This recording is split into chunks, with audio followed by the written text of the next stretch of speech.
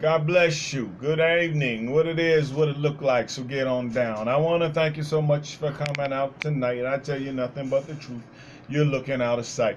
Hey, I'm Coach Bill William, gazillion names. Hey, look, just call me servant of Christ. And I want to earn that name, by the way, right? One day, man, when I'm done and out of here, God say, come on home, son. Good job, man. Have a seat at the right hand of my son, Yeshua Jesus. So those are names that really excite me, the names I want. Otherwise, just call me on time for dinner. Hey, look, we're doing a Yesha Yahu Isaiah walk through the scripture. His name in the Old Testament, or the Tanakh, the Jewish Bible, is Yesha Yahu. So Isaiah is a long walk, lot of prophecy, lot of it is reflected in the New Testament as well. So, without further ado, let's jump on in here. Isaiah, Yesha Yahu. We're going to read out of the Complete Jewish Bible, the Tanakh. Use these Hebrew names, and let's get it on. Isaiah, Yesha Yahu, chapter 22. Let's talk about a prophecy about the valley of vision. What is the valley of vision? Tell me, what is wrong with you? That you have all gone up on the roofs, you city full of noise, confusion, and boisterous excitement. Your slain do not fall to the sword, nor did they die in battle. All your leaders fled together and were captured without the use of a bow. All from you who were found were captured, even though they had fled far away. This is why I said, don't look at me. All right, so apparently this town, man, they put up no fight. They fled. They all jetted. Leaders, soldiers, everybody jetted out and was captured. And is this God saying, don't look at me? He says, I believe it's God saying that. Leave me alone to weep bitterly. Don't try to comfort me over the destruction of my people. For it is a day of panic, trampling, and confusion from Adonai, Elohim, Zavat, in the valley of vision. With walls crashing down, they cry for help to the mountains. Elam picks up the quivers, and cavalry and horsemen, and Kir uncovers the shields. In time, your choicest valleys are overrun by chariots, and the cavalry take their post by the gate. Thus is Yehuda's protection removed. Yehuda was Judah, so all their protection crashed. That day you looked for the armor in the house of the forest. You saw many breaches that were in the city of David. You collected water from the lower pool. There go that lower pool again. You collected water from the lower pool. You surveyed the houses of Jerusalem, tearing some down to fortify the wall.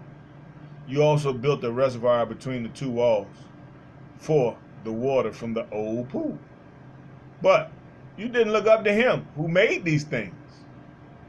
You had no respect for him who fashioned them long ago. That's the key, fam, right there. He say, man, you did all these precautions, you took all these things, got the pool ready, right? Because you need water. One thing they knew is even if you get seized, you need water. They needed water. They did all these great things, tore down some houses inside so they can build up the walls. Great job. Great job. But the one thing they forgot to do was kneel down, bow to our God, and ask for help and direction, guidance and protection.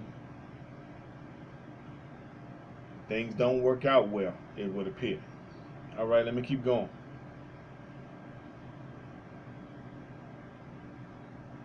Verse 12, that day Adonai Elohim Savat called on you to weep and mourn, to shave your heads and wear sackcloth. But instead, one sees joy and celebrating, killing of oxen, slaughtering of sheep, eating of meat, drinking of wine. Let's eat and drink now, because tomorrow we'll be dead.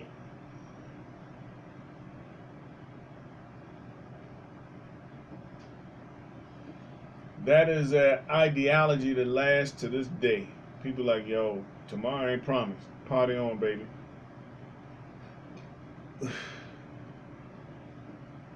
Then Adonai Zavat revealed himself in my ears, saying, you will not atone for this iniquity until you die. This is what Adonai Elohim Zavat says. Thus says Adonai Elohim Zavat, go and find that steward, Shevna, administrator of the palace, and ask him, what do you own here? And who gave you the right to cut yourself a tomb here? Why do you get such a eminent tomb? Why are you carving a resting place for yourself in the rock? Look, strong man, Adonai is about to throw you out. He will grab you, roll you up, and toss you around like a ball in the open country. There you will die with your fancy chariots you disgrace to your master's palace. I will remove you from your office. I will snatch you from your post. When that day comes, I will summon my servant Eliakim, the son of Yahu. I will dress him in your robe, gird him with all your sash of office, and invest him with your authority. He will be a father to the people, living in Jerusalem, to the house of Yehuda. I will place the key of David's house on his shoulder. No one will shut what he opens. No one will open what he shuts. I will fasten him firmly into place like a peg, so that he will become a seat of honor for his clan. They will hang on him all the weight of his clan, descendants and offspring, as well as the vessels of small capacity from pitchers to cups. When that day comes, the peg fastened firmly in place will give way. It will be cut down and fall, and the weight that was on it will be cut off, for Adonai has said it. Man, see, you know what? I keep struggling with certain sections of Isaiah, man. It seems like he goes in between metaphors, right? Of course, he's going to have somebody come punish somebody. So God, even to this day, uses us to do his work, right? Uses us to serve him, or serve each other, sorry. So I can't tell a lot of times if Israel is in trouble, and therefore, well, if Israel is being disobedient, he's going to send some forces to crush them, or it's a period of session after they get crushed, he's going to redeem them, or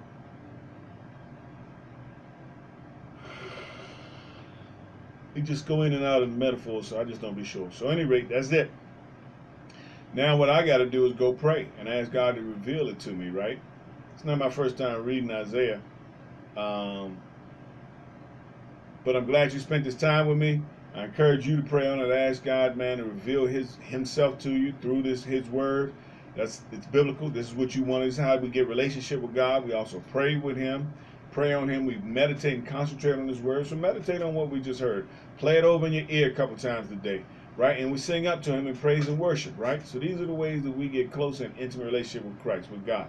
This is how we get to know him, right? So if you have troubles reading his word, it's all right. It's understandable. It happens. But you're doing great by listening to his word, getting it in your ears, getting it in your head, and asking him to write it on your heart. Only thing left for you to do is share it on your social media platforms. Share this link on your social media platforms, because the people around you who need Christ, and they don't even know what exactly they need, but it's Christ, and you can be the one to help them. All right, bless you. Bendiga.